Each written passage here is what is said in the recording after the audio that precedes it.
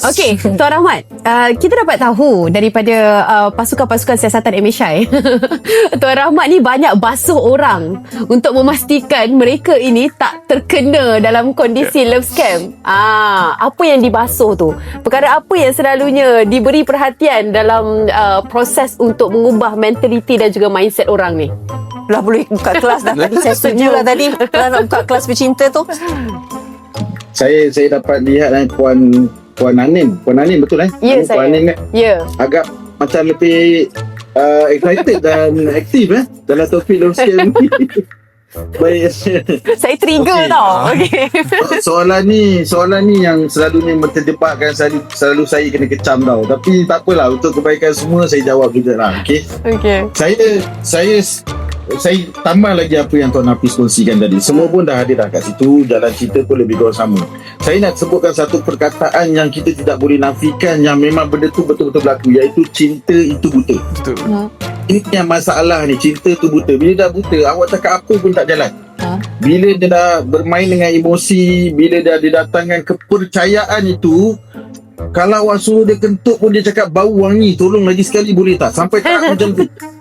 Kalau nak cerita tentang nak menasihatkan, saya nak bagi tahu, nak kongsikan kepada seluruh rakyat Malaysia. Saya sendiri hari-hari menerima aduan daripada anak-anak yang meminta bantuan saya untuk menasihatkan ibu bapa mereka.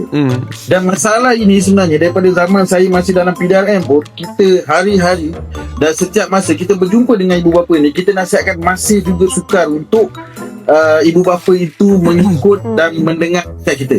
Faham? Bila saya kaji balik, dia berbalik kepada emosi tu tadi. Dia berbalik kepada perhatian.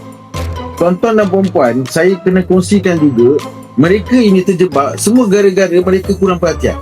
Bila cakap pasal perhatian, dia kena berbalik kepada anak-anak. Saya kena fair. Saya tak nak sekolahkan mak bapak je, saya kena sekolahkan anak-anak juga.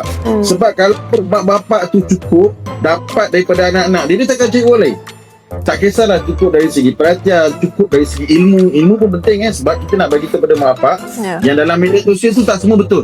Semua tu hanya orang kata gambar-gambar yang diambil daripada tempat lain, gambar-gambar bukan individu yang sebenar. Saya kongsikan sedikit dah, seorang ibu ni pernah bagi tahu saya, dia kata ini ustaz yang betul tuan. Saya bagi tahu dia, ustaz ni gambar dia disalahgunakan. Masa tu saya dalam pasukan lagi, saya bagi tahu. Which is, kalau orang tengok polis cakap, of course lah orang percaya kan. Tapi tak, makcik ni cakap, dia kata, tuan, dia memang betul. Sebab setiap pagi dia akan hantar saya doa-doa dan hadis, nasihat untuk saya. Jadi disebabkan itulah tadi, macam mana Tuan Hafiz kata, benda ni dia mengambil masa. Bila mengambil masa sampai ke tahap yang dia dah percaya, you cakap apa pun susah. Dia kena berbalik kepada yang asal.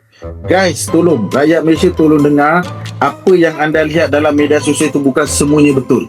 Especially kalau dia menggunakan wajah, gambar individu warga asing, itu confirm betul.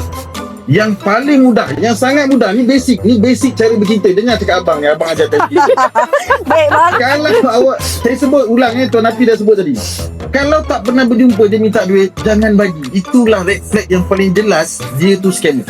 Tak kisahlah bagi alasan mak sakit ke, nak melabur ke, nak bayar untuk kos transportation, kos pengantaran hadiah ke, apa-apa pun alasan dia bagi, tak pernah berjumpa minta duit, jangan bagi. Ini yang paling, ini apa ni, tips yang paling mudah. Saya minta semua orang ikut je yang ni, anda takkan kena scam. Okey, baik bang. Saya setuju. Baik, Beh. Baik, Beh. Terima kasih Tuan Rahmat bersama dengan kami. Banyak sebenarnya perkongsian tips. Ini dia Rahmat Fitri Abdullah, pegawai bersara PDRM ataupun penceramah bebas anti-scam. Terima kasih banyak-banyak. Dan juga Tuan